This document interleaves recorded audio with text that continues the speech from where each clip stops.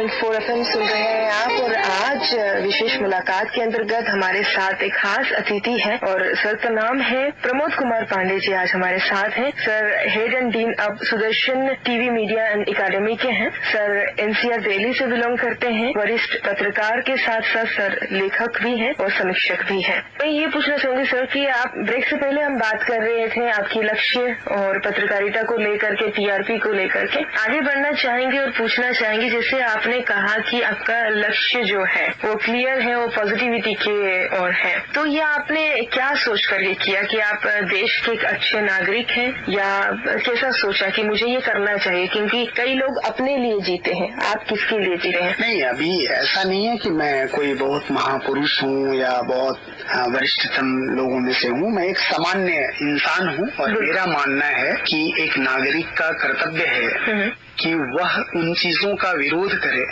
जिन्हें वह गलत समझता है। मतलब आप यहाँ पर सही भारतीयता की बात कर रहे हैं? बिल्कुल, मतलब मेरा ये कहने का मतलब है कि हम सभी का, चाहे जिस स्तर पे हों, हम सभी अपने अपने स्तर पर कुछ अच्छा करें जी, समाज को योगदान दें।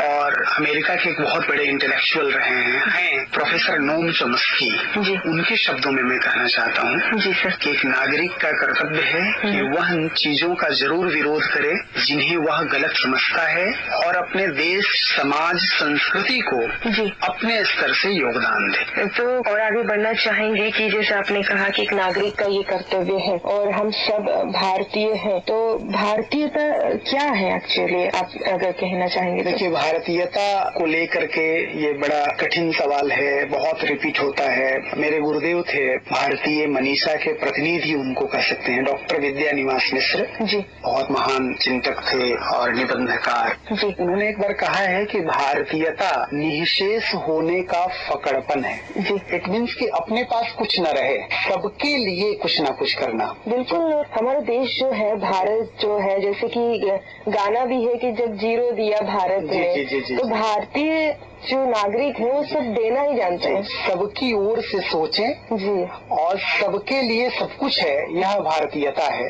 और भारतीयता को व्यापक पैमाने पर पहुंचाने की जरूरत है। जैसे आपका रेडियो मधुबन और जो संस्थान है, यह एक भारतीयता को ही पूरी दुनिया तक, मानवता तक, भूगोल से परे पहुंचाने का एक बहुत बड़ा माध्यम है कि किस तरह से मूल्यों को जन जन तक पहुंचाया जाए। इसमें हमारा एक अनुरोध है, तो मैं कहना चाहूंगा, जो आधुनिक चिंतक हैं, वैज्ञानिक हैं, सिनेमा के लोग हैं, किसी भी क्षेत्र के लोग हैं, भारतीयता का जो मूल पक्ष है उसको लेकर के जानकारी के अभाव में कह सकती हैं, या जानकारी है लेकिन उसको लेकर के एक हीन भावना है, पिछड़ेपन का प्रतीक मानते हैं जी, वह नहीं पहुंचा पाते हैं। जैसे मैं एक उदाहरण दूं कि सैमुअल हंटिंगटन एक राजनीतिक चिंतक है, रहे हैं अमेरिका के जी। उन्होंने एक किताब लिखी, क्लैश ऑफ सिविलाइजेशन, सभ्यताओं का संघर्ष, और उस पर बहुत पूरी दुनिया में हो हल्ला हुआ। और जो सभ्यताओं के संघर्ष की अवधारणा है जी,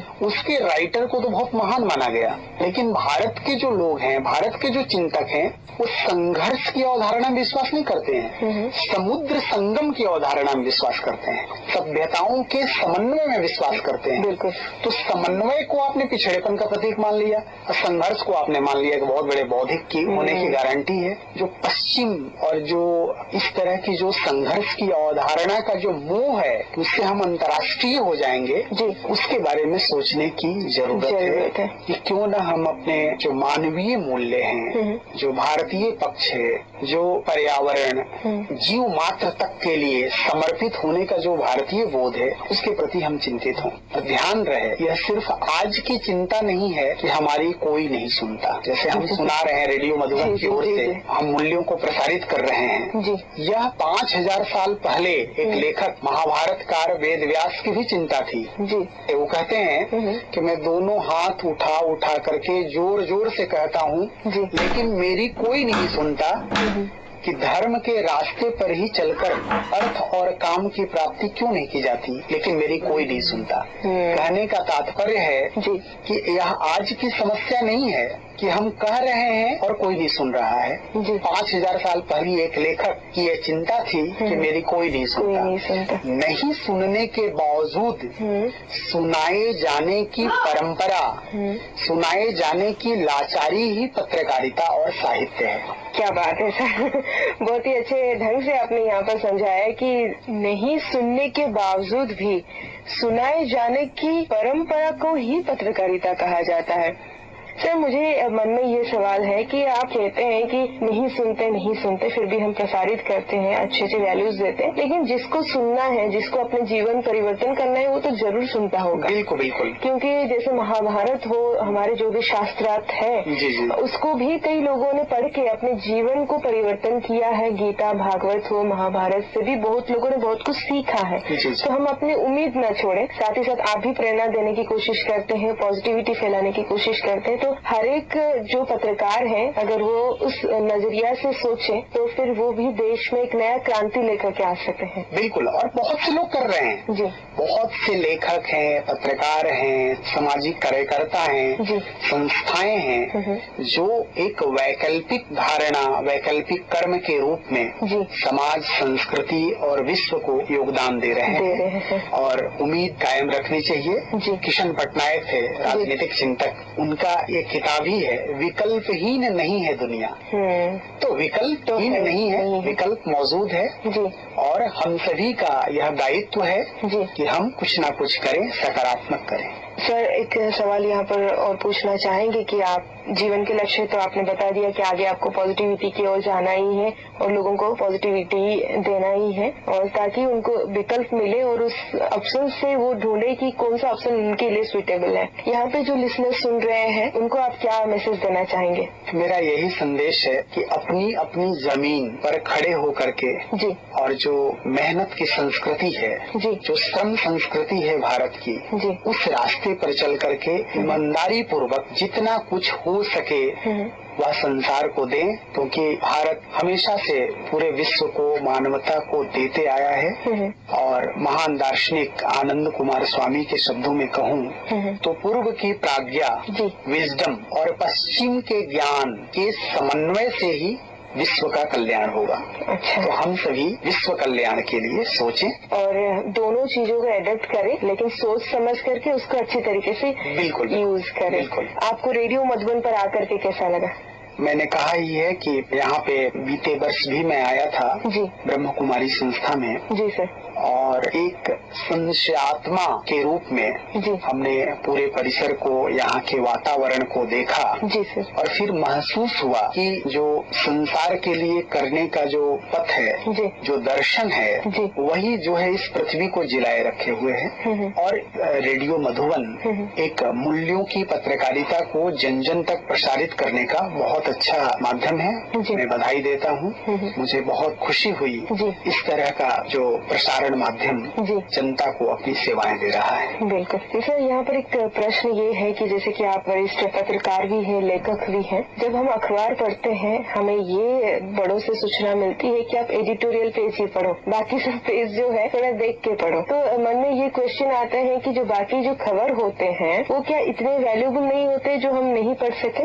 नहीं, ऐसा है नहीं। संपादकीय चूंकि कहा गया है कि सोल ऑफ द न्यूज़पेपर, किसी भी समाचार पत्र की जो आत्मा है वह संपादकीय पेज होता है और उसमें चूंकि विचार पृष्ठ होता है और वो बहुत महत्वपूर्ण पेज होता है क्योंकि उसमें संपादक की भी दृष्टि रहती है, लेखकों की जो स्वतंत्र लेखक हैं, जो संपादकीय लेख होते हैं, वह भी दृष्टि रहती है, तो पाठकों के पत्र भी रहते हैं, तो एक पूरा विचार पृष्ठ रहता है। और बाकी देखिए जो खबरें हम करें, समाज में जो चीजें घटित हो रही हैं उससे हम पीछा नहीं छुड़ा सकते। तो समाज में जो चीजें घटित हो रही हैं, हम करें बुरी भी हैं, तो लोगों तक बुरी चीजों का सूचना इस रूप में पहुंचाना जरूरी है कि उससे लोग सावधान रहें। जी सर, यही मैं सुनना चाहती थी, कैसे हम उसको ऐसे पेश करें कि लोग उसको पढ़े भी और उससे उनको अवेयरनेस भी मिले। हाँ, वहाँ पे देखिए एडिटोरियल पॉलिसी बहुत से अखबारों, चैनलों में है कि किसी चीज को सनसनीखेज बना करके प्रस्तुत नहीं करना है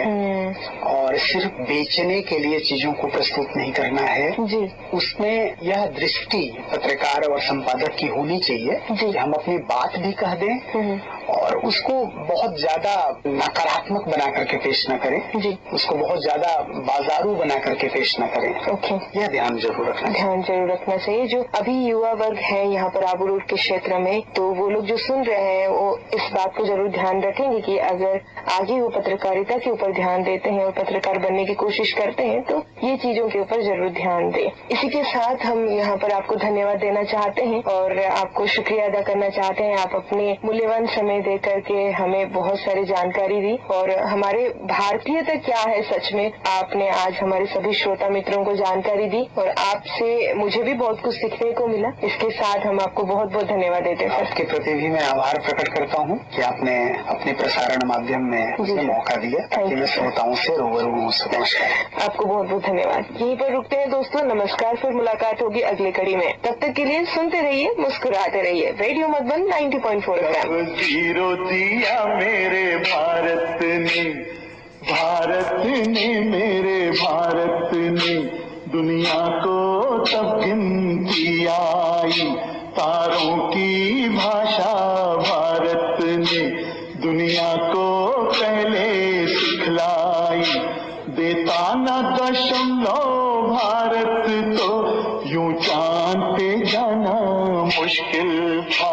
धरती और चांद की दूरी का अंदाजा लगाना मुश्किल था।